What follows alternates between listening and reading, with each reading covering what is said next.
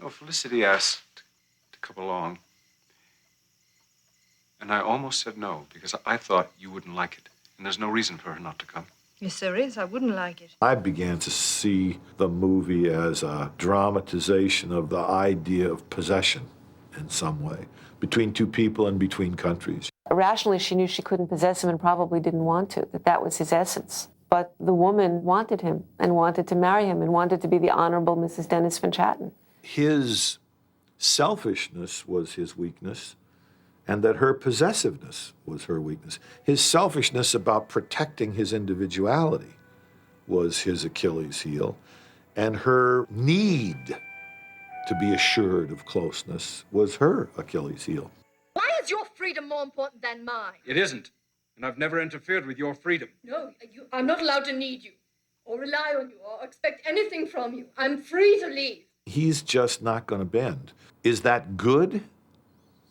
Depends on your point of view. I don't think it's good, but it's attractive. I can remember one argument Meryl and I had, and only one in the whole picture, and that was over a line in which she had to say, I won't allow it, Dennis. she didn't want to say that. You have no idea the effect that language has on me. And I understand why she didn't want to say it. But if you don't get to the flaw, you can't finish the relationship. He had to say, you have no idea the effect that language has on me. She says, in the world in which you want, there would be no love at all. And he says, or the best kind, where you didn't have to prove it every 5 minutes. They both have valid arguments. I'm going to Samburu. If she can come or not. The idea of the roaming male and the female who wants to keep him in a place. And you would be living elsewhere. That's the tension of the love story, I think, as they saw it. That she was just trying to settle him down, or something. But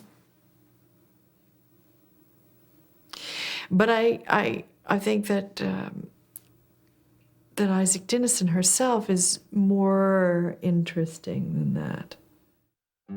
The reason for my giving up my life to loving the independent-seeking Dennis and the black race so boundlessly must be because this is a necessity for me. I cannot be possessed and have no desire to possess. It can be cold and empty, God knows, but it is not cramped or stifling. I know that I must accept this aspect of my life unconditionally, too. For however much I may long for something more secure and intimate in my life, when the crunch comes, I back out of it.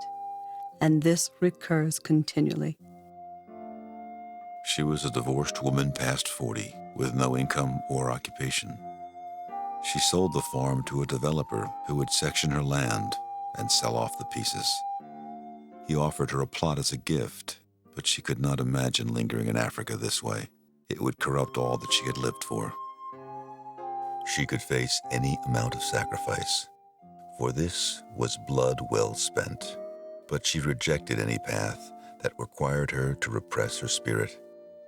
The void consuming her sense of self was far more attractive than some tame and formless mediocrity. Nobility easily triumphed over sterility. The Pandora, who presumably shrieked and clutched at Dennis, was released from a cauldron of despair. Karen would never write about this painful history, not only because she preferred to forget, but also because it hardly seemed to belong to her. The pressure from ending her life in Africa had shattered her heart and her imagination. It was so excruciating, she wondered if she was shedding one life for the next. Her one comfort in the last months was Farah. Every day he appeared dressed in his finest clothes, beautiful garments and silk turbans strictly reserved for special occasions. In Nairobi, he walked just behind her, or waited for her, like Solomon in all his glory. He transcended the perfect gentleman and fortified her dignity so completely that she not only managed to survive, but found a torrent of energy to look after her beloved Kikuyus.